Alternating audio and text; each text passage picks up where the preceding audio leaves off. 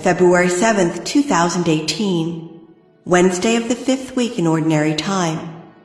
A reading from the first book of Kings. The Queen of Sheba, having heard of Solomon's fame, came to test him with subtle questions.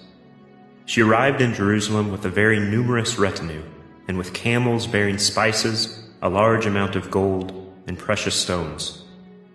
She came to Solomon and questioned him on every subject in which she was interested. King Solomon explained everything she asked about, and there remained nothing hidden from him that he could not explain to her. When the Queen of Sheba witnessed Solomon's great wisdom, the palace he had built, the food at his table, the seating of his ministers, the attendance and garb of his waiters, his banquet service, and the burnt offerings he offered in the temple of the Lord, she was breathless. The report I heard in my country about your deeds and your wisdom is true, she told the king, though I did not believe the report until I came and saw with my own eyes. I have discovered that they were not telling me the half. Your wisdom and prosperity surpass the report I heard. Blessed are your men, blessed these servants of yours, who stand before you always and listen to your wisdom. Blessed be the Lord, your God, whom it has pleased to place you on the throne of Israel. In his enduring love for Israel, the Lord has made you king to carry out judgment and justice.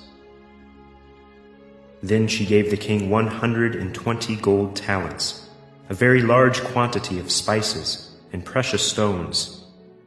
Never again did anyone bring such an abundance of spices as the Queen of Sheba gave to King Solomon. The word of the Lord. The responsorial psalm. The response is, "The mouth of the just murmurs wisdom." Commit to the Lord your way.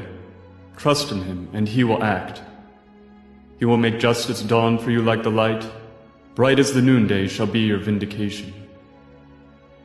The mouth of the just murmurs wisdom. The mouth of the just man tells of wisdom, and his tongue utters what is right.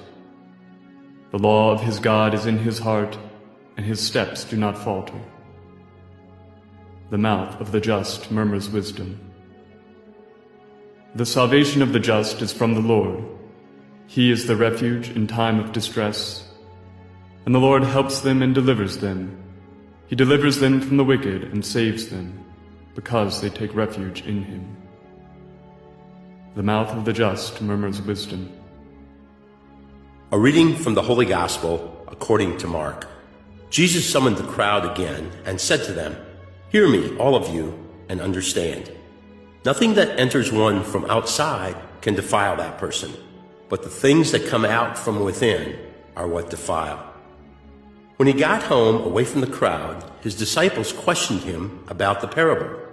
He said to them, "Are even you likewise without understanding?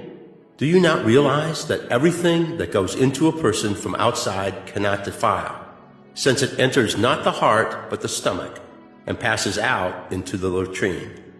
Thus he declared all foods clean. But what comes out of a man, that is what defiles him. From within the man, from his heart, come evil thoughts, unchastity, theft, murder, adultery, greed, malice, deceit, licentiousness, envy, blasphemy, arrogance, folly. All these evils come from within, and they defile." The Gospel of the Lord. Our first reading is from 1 Kings 10, 1 to 10. In this passage we hear about how the Queen of Sheba visits Solomon. Now where exactly is Sheba? Some people say it's Ethiopia or Eritrea in Africa. Most people say that it's probably Yemen, in the very southern part of the Arabian Peninsula. She comes and she brings gifts to Solomon because she's heard that he's the wisest man on earth, and she wants to attend him while she can witness his wisdom. Now remember, wisdom was knowing the ways of God, but it's also knowing the ways of the world, things that we would consider botany, biology, even to the point of magic, knowing spells, incantations. She brings a great gift to Solomon.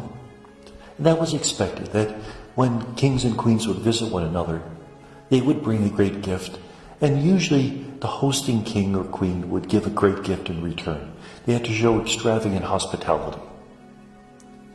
The Gospel is from Mark 7:14 to 23. Jesus, who has been speaking about the Pharisees, continues to interpret the law in a way that is more spiritual. He says, what's outside of you can't make you unclean. It's what's inside. Remember, the Pharisees had all these impurity laws that if you touch this, if you do that, you'll become impure. And Jesus says that's not what it's all about. That if you were to eat something impure, it ends up in the latrine, so don't worry about it. It's impure. It's what's in your heart that really counts.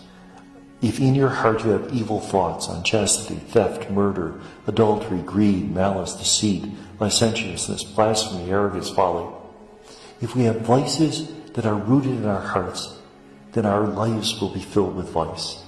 But if we have what is good in our lives, then we'll be filled with what is good. In Philippians 4, we hear that we're supposed to surround ourselves with things that are good, pure, honorable, holy.